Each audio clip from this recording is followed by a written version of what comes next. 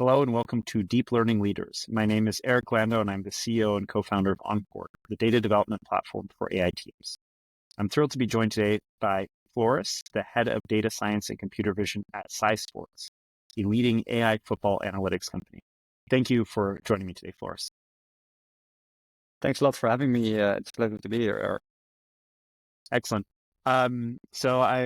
I'm very curious to get into what you're doing at Sports and how you guys are thinking about the sports analytics market more generally. But before we do, I wanted to get into your background a bit because you spent quite a lot of time in academia and research.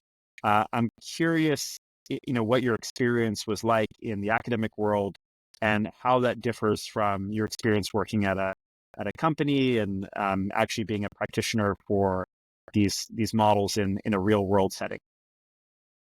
Yeah, good question. I mean, the difference in my experience is huge. So a little bit of background is I started as a sports scientist. So I like to say that I transformed from a more on the field role to a little bit more of a supporting off the field role. So I was working with professional sports teams at the time with a basketball team. And I was really drawn towards doing research. So that's how I ended up in academia to begin with, because basically I wanted to pursue a PhD that had professional sports in it, that had the possibility to dive into data science, AI, machine learning in it, and that's basically how I ended up in academia, where I was for 4 or 5 years or so. And I mean the difference between academia and industry in some aspects are day and night, I would say. So my experience comes from doing a PhD, which is really focused for a really long time on a single topic or a group of related topics. But I mean, I was spending, let's say, months or even a year on a single research project, while in industry, especially in the circumstances that we operate in, being a startup, scale up, or relatively small company, it's more a time frame of weeks or even a couple of days in which you have to get results, more or less. So it's not necessarily more short term, but it's quicker iterations. Obviously more driven by commercial value as well. So we have to add value for our clients, which is obviously not a thing in academia, not in that sense. So one of the biggest differences is the timeframes that you're working on and the goals that you're working towards, which I mean, results in a lot of other differences as well. So there's a lot more urgency when you're in an early stage startup. Is there any difference in terms of how you actually tackle problems between academia and being in a startup environment, or is it you're tackling problems the same way? It's just you're doing it at hyper speed in your current role?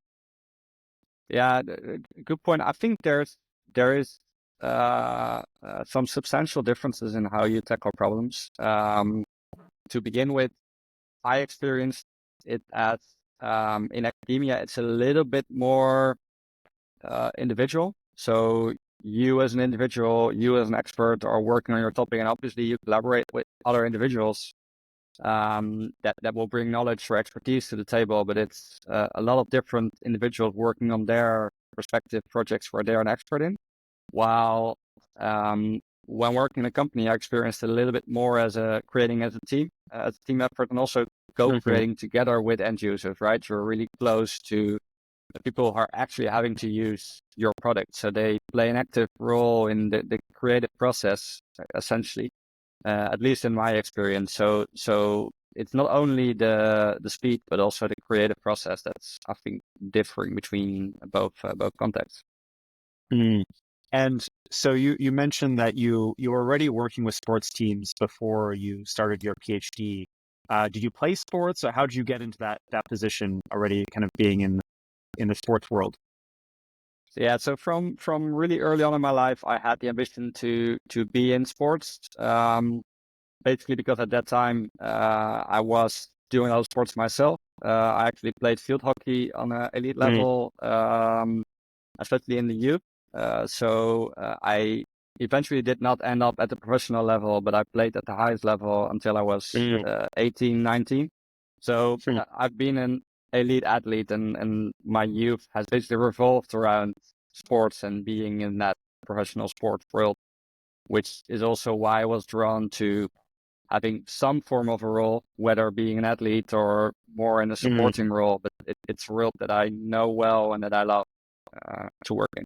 And did you always think about the approach to sports on this more rigorous, quantifiable basis, though, in the same way that you think about data science? Or was it, more you just had a passion for the sport, you wanted people to get better, and all the data science methodology came after that? Yeah, good question. I don't think I've always been drawn to it in the more qualitative way as I am right now. However, I would say that even as an athlete myself, I was already drawn to measurements, data, and I also wanted to get insights into my own performance when I was an athlete. Funny thing is actually that when I started a PhD in the Department of Sports Science, I found out that I was a participant in a talent development study of one of the professors that I work with in that university. And you didn't know? Which was already way back. No, I obviously knew that I was in the study, but I didn't know it was her study. And then I was 12, 13, 14 years old. I was already at that point, I was already interested in like the tests and the measurements and the quantification of performance. So there was always an interest. Yeah. Do you think the best athletes have this innate desire to care about their own statistics, their own data? Is that something, or is that kind of a separate attribute, which maybe is uncorrelated with their end performance? Yeah, I think it differs a lot from individual to individual, but also between sports. So a team sport like football or soccer, so you will, is way different when compared to individual sports, where, I mean, we always like to say that professional sports are about marginal gains, right? You look for all the little things that help you improve, because eventually becoming Olympic champion is about being 1% better, or maybe even less than your opponent. With that being said, the nature of the game of football is that it's way more complex, with way more different degrees of freedom, and it's very open with a lot of contextual factors impacting it, as compared to, for example, let's say 100-meter sprint, right? So I think that in individual sports, you see a lot, maybe even a bit more attention to detail also for the athletes themselves when compared to football. And I mean, in football, you have a wide range of individual characters, right? People who are really into it, people who play more intuitively. So I wouldn't say that in football it's necessary to have that trait, but in sports in general, you see it more and more often, I think. Do you have a sense of which team sports, some of the individuals matter more, and which team sports the actual team matters more? So if you have a team sport where, you put in someone that's very, very good, that will impact the performance by a lot, versus you do that and it won't impact the performance by that much. Well, to be honest, I strongly believe that in any team sport, the sum of the individuals is more important than the individual itself. With that being said, the smaller the team, the bigger the impact of a given individual, obviously. If you take, for example, basketball versus soccer, a given individual can have a much bigger impact on the game. If you take American football versus soccer, it's also that you could say that some roles have bigger impact, or can have bigger impact than others. Replacing your quarterback will be different than replacing one of your linesmen, for example. But in general, I always like to say that whether it's team sports or even in companies, right? It's when you want to attribute success, it's not about the actions of individuals, but rather about the interactions between individuals, right? In any sport, it's about the example that I always give is if you look at a player giving a pass, is that and that is a really good pass. Do you attribute that success to the passer? Do you attribute it to the player receiving it? Or do you attribute it to the other players on the field that create space to make that action happen? So it's like making a sale in a company, right? It's never just the guy or girl making the final sale to the client, but it's the process where the interaction between all the different colleagues results and the success, in my opinion. Yeah, and attribution is a particularly interesting problem in a complex dynamical system where you have individuals and you're trying to also value the individuals because, at the end of the day, you do bid for a player in the team, even though that the team itself does matter. And so you have to have some model for how much that player is worth with respect to their contribution to the entire team. So I'm curious to get into some of those questions, but maybe before that, so how did you make the transition from the kind of academic world into actually going into a startup? Yeah, so the company I worked in before SciSports was actually a partner in the PhD project that I did. So my project was a big research project where multiple universities, a couple of professional football teams, as well as a partner from industry collaborated. So over time, I more or less naturally transitioned from being in the academic role to being in a role with that company, which is, that was not the goal at the beginning. It was not it was not a planned path, so to say, but opportunity arose. And I think already when I entered academia, I knew that I was not going to stay into academia for the rest of my career. So my motivation for starting a PhD because it was that I saw it as a really good opportunity to invest in myself and in my further career. So that it was never the point for me to stay in academia, but it was the goal to really develop myself and set me up for next career step. So I was looking, for that step to industry or to a football team or something like that, and that worked out in the end. So tell me a bit about SciSports and what you guys do and what kinds of problems that you're solving in the AI space. So we are a software company that provides basically data-driven applications for a wide range of users within the professional sports market, especially professional football. And what we do comes down to a pretty broad range of things where we provide products for professional teams, for example, technical directors, scouts, but also the coaching staff, the analysts, but also for player agents and media, for example. And essentially all those products come down to us collecting data on players and teams, and analyzing that data and offering different cloud applications to users that have insights on their players, their teams, or other players. And they can use for performance analysis, scouting, and a couple of other things as well. And the type of data that you're inputting into these models and analytics, is it kind of internal tabular data, text, vision, videos of the games? What kinds of modalities are you thinking about? Yeah, so that varies across different products, but generally we're talking about tabular data. So our most important input is basically comes from 3 different data streams. So from basically any game that is televised in the world, annotated event data is collected. That says, right, that player is giving a pass to that player, shot at goal, that much expected goals, etc. That can be commercially bought for all those competitions. So we do that as well. There's lots of openly available data that you can get from the from public sources like transfer values, that sort of thing, generic player attributes. And then there is basically tracking data that we collect partially from other parties, partially we collect ourselves. And that is basically the thing that I also specialized in during my PhD. That's basically depicting the game as a set of 23 22 players and a ball, 23 moving dots going over the screen.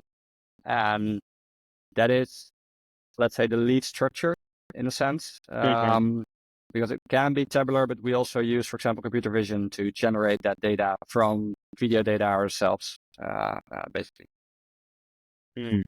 And when you were starting out, there's always this kind of chicken and egg problem of you want potential customers to give you data so you can build good models for them, but they want to see the model first and get some insight. How'd you get around this kind of chicken egg problem? Was it using publicly available data first to bootstrap an initial version of the model, or do you have a good view of how you could add value immediately, or was there some other kind of creative tactics that you used? Yeah, I think that the view on adding value is a really iterative process where we really have to have those users to get the feedback and get to know what they want. So obviously, at the beginning, we had certain ideas, and still we think about things that we think add value, but we found out that, at least for us, those users and that feedback is really key to developing good products. So, like you say, it's a chicken and the egg, right? Where you want to develop something, but to get users, but then you need those users to get ahead. When it comes to scouting products, there's lots of openly available data, so we could develop like concepts and showcase them. When it comes to products for which we need the client's data, the good thing is that in the early days, a lot of the clients really asked for not necessarily AI-driven things, but more heuristic models. So we did not need a lot of data to prove that. And we could do some quick prototyping and provide them with insightful reports that ensured they started trusting us for what we've done, and then we could take it from there, basically.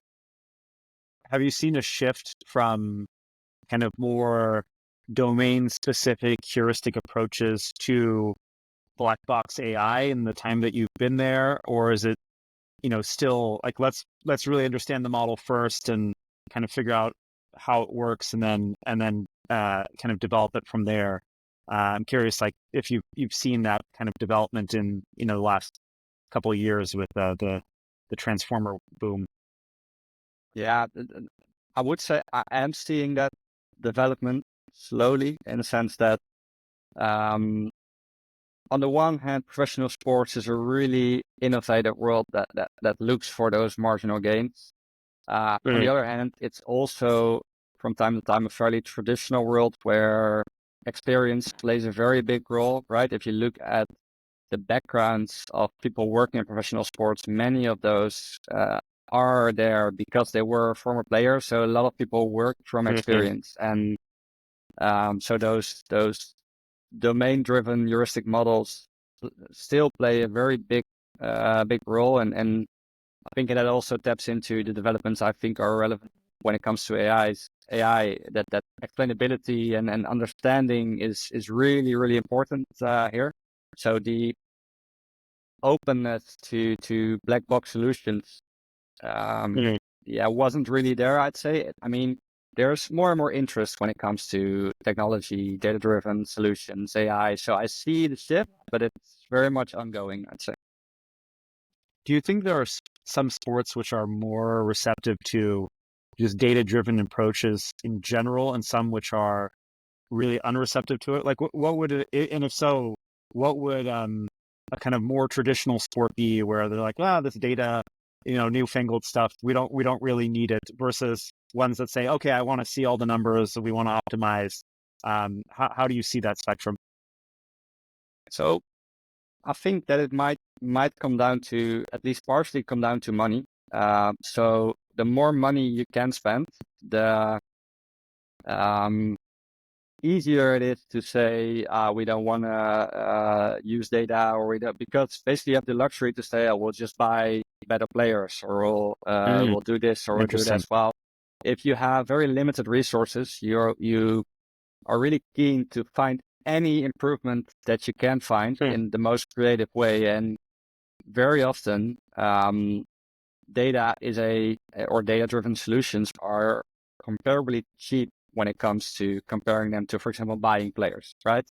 If you look at the average cost of a football player or basketball, American football, then and you look at the salaries of players, then often hiring someone like me or a company like SciSports and buying some data is way cheaper than buying a player.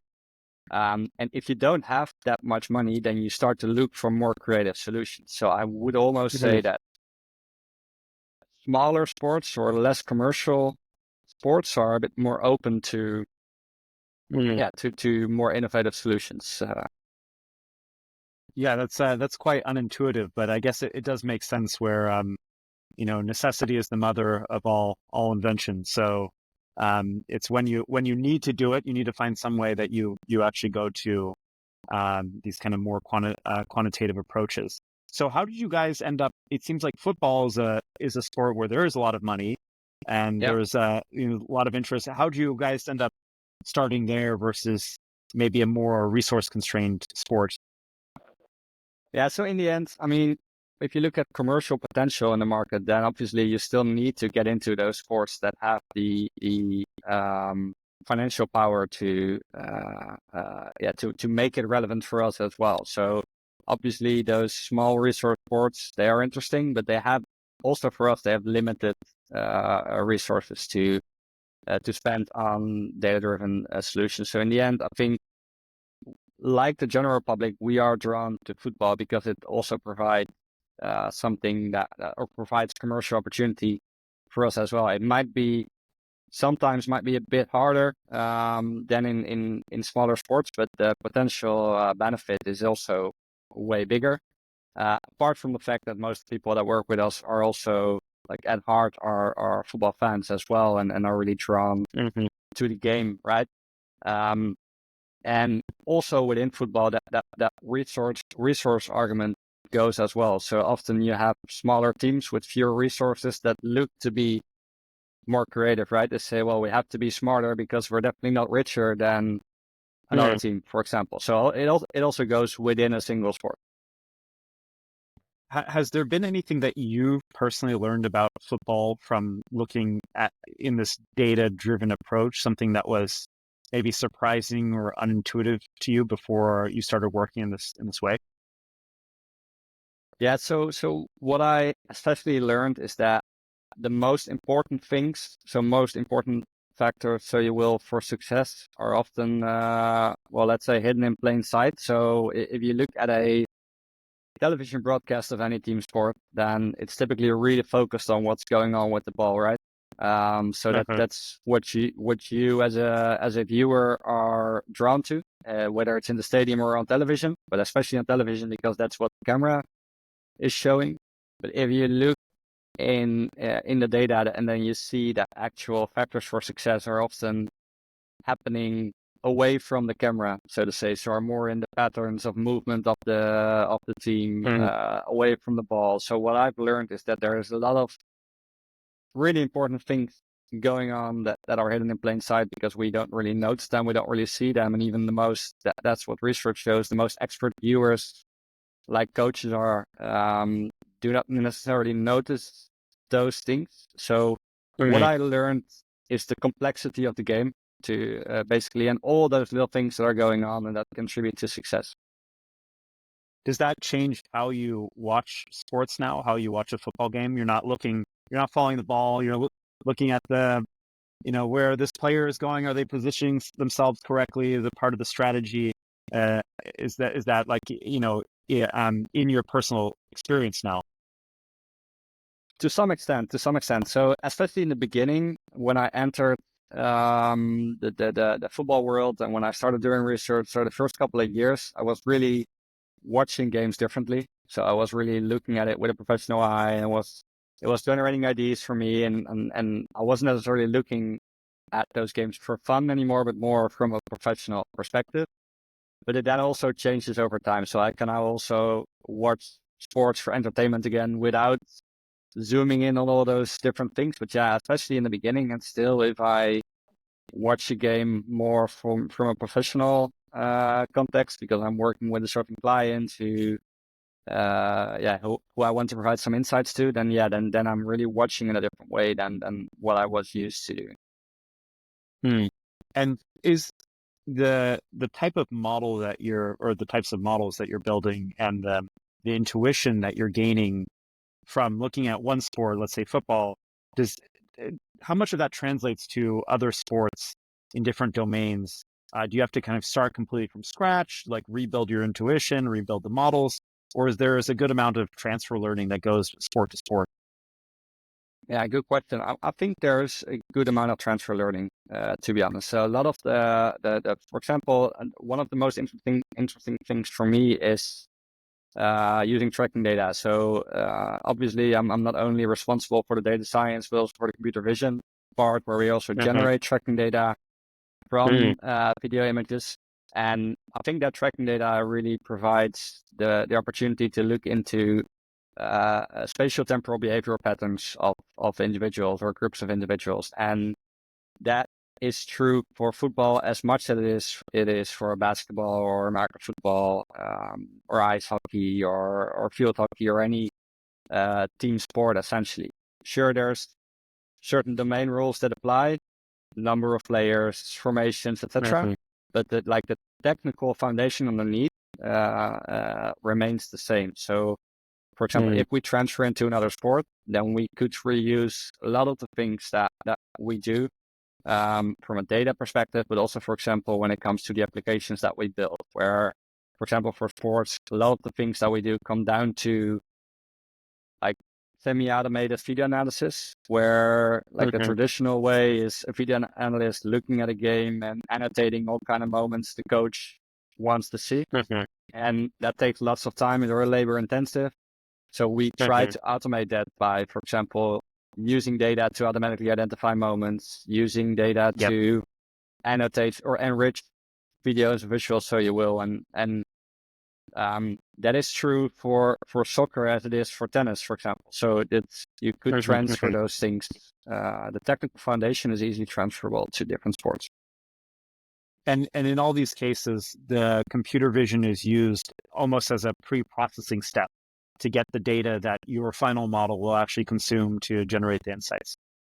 Yeah, I would say so. I mean, our clients, all kind of entities from the football world, they're not in the market for data. So they don't buy data, they buy insights, essentially. So I would go even as far as to say that they don't necessarily care based on what data or whatever we make a conclusion, but they care about the implication, the practical implication. Yeah, basically. So then I would definitely say it's just a prerequisite to get to where we need to be. Would you ever consider having a model that operates directly on the stream itself and then doesn't use any other kind of intermediary data source, but just does the insights, not necessarily in real time, but just from computer vision alone? Or is that something which is far away from necessity? I would consider it, but for me, the key thing would still be transparency and understandability, right? So I would definitely consider it, but at least what I experience in the sports world is that understandability, the safety, the transparency, ultimately always results in a human in the loop kind of application, basically. So yeah, I wouldn't say no, but that's still a really directly on the stream black box kind of thing would probably be hard to integrate. So what's next for SciSports in terms of the technical direction or things that you're building? How are you thinking about the future? So for us, the future goes into two directions, basically. So on the one hand, we're not necessarily talking about technical innovation, but I would rather talk about data democratization. So what I mean by that is that data and AI in football used to be for the top of the top, right? It's really expensive. Data is not always available for all competitions. And over the past years, we've seen it has become way more available and accessible. So we're not talking about Premier League only, but lots of league, women's league, youth league. So it's really about making data-driven insights available for a wide range of potential users, with really challenge us to think about, or how can we make data-driven insights accessible and understandable for a really large a group of people, and really give valuable insights, basically. So it's not necessarily about technical innovation, but more about that, storytelling and making it accessible on the one hand.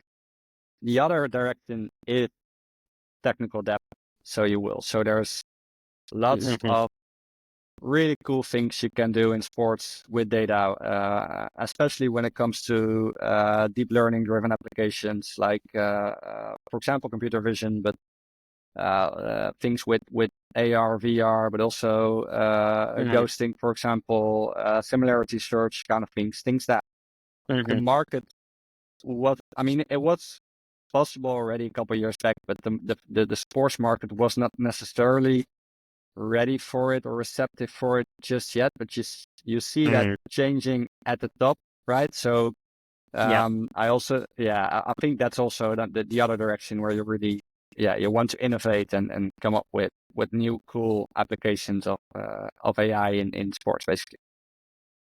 Yeah. So innovation follows the market rather than market following innovation, especially in certain like more traditional domains. That makes a lot of sense. Yeah. I have a few rapid fire questions that I wanted to throw your way and get your thoughts on. The first is, what advancement in AI are you the most excited about?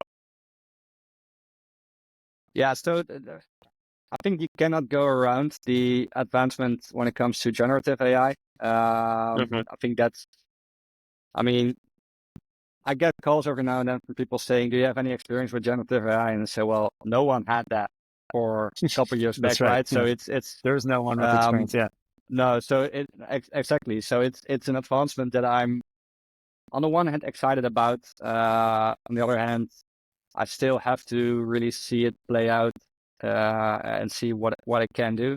But for us, for example, as a company, it's an exciting development because, as I mentioned a couple of times before, explainability is really important to us, and explainability for us does not mean the same as explainable AI does for a lot of people. I'm not talking about feature importances or Shapley values or that sort of thing, but I really talk about natural language that taps into the language model of an end user, of a coach, right? Of people who are not necessarily already data literate. So one of the advancements of generative AI would be that you could really explain and say, I want to explain it in the terminology and the level of understanding of this user persona, etc. So that's a really cool development, I'd say, of the very recent year.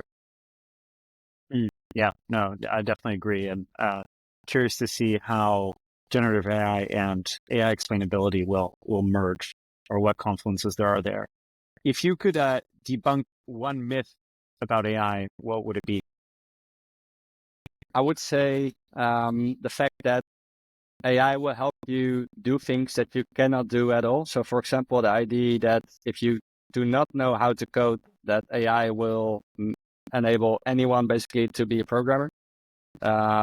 So I believe that AI tooling can really help you be more productive, do more, etc. But I still believe that you need, on an abstract level, you need to have knowledge of the thing that you're trying to do. You need to have domain expertise. You need to have all those things. So I think it's like, if you look at social media, people are often really optimistic about what certain tools can help you do. But I still think that you have to have that abstract understanding. You have to, like, for example, if you want to use AI to speak a different language, then you still have to have a basic understanding of that other language as well, because you have to be able to validate the results. It can help you if you have a limited understanding. AI can help you to achieve more, but you still have to have a generic proficiency in some skills. So I don't believe it completely replaces, for example, a programmer's ability to code, but I think it can make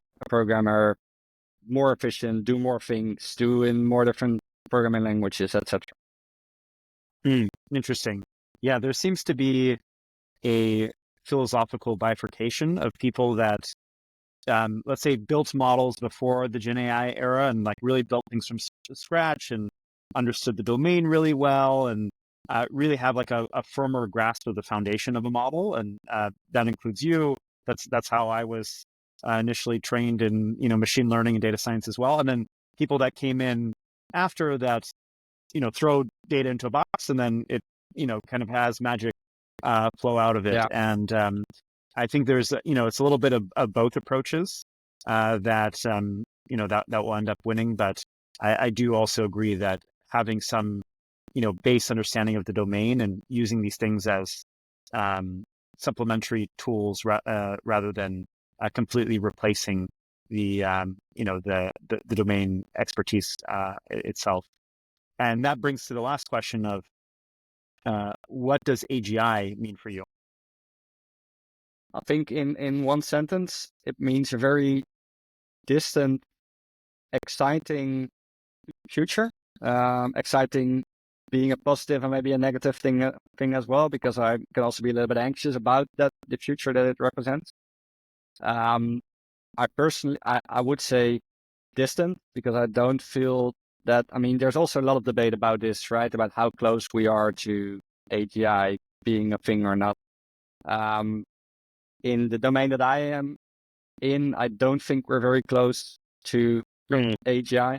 So it feels like a very distant future. And the type of discussions I have about AGI is people asking like, do you think in 5 or 10 or 15 years there will still be a coach at the sideline, or can that coach be replaced by AGI? And I might even never see it happening, because the romanticist side of sports still wants to have people involved, and then there's that part to it. But I don't think we're necessarily close to a coach being replaced or any human being replaced in sports actually by AGI. Yeah, at that rate, you might as well just replace the players with robots and then just watch robots kick a ball around. And then you might as well just watch it on a, it might as well just be simulated. Why even do it in the real world? So I think we'll always be attached to people in some capacity, regardless of the aptitude of the machine. Yeah. And one of the reasons you watch sports or art, or it's for the creativity, for the emotion that comes with it, right? And I don't necessarily feel that we're really close to that part with AGI. In like, from my background, I still feel that AI models are trained on existing data, which means they also mostly reproduce the type of material they are trained on. So I still believe in the human capacity to be creative. And it would be really exciting to see if AI can achieve that, but I also feel that it's distant. Well, yeah, that's an optimistic note to end on. Thank you, Floris, for joining us today. I really enjoyed the conversation, and I look forward to seeing everything that's in store with SciSports. Yeah, thanks a lot for having me. It was a pleasure to be here today.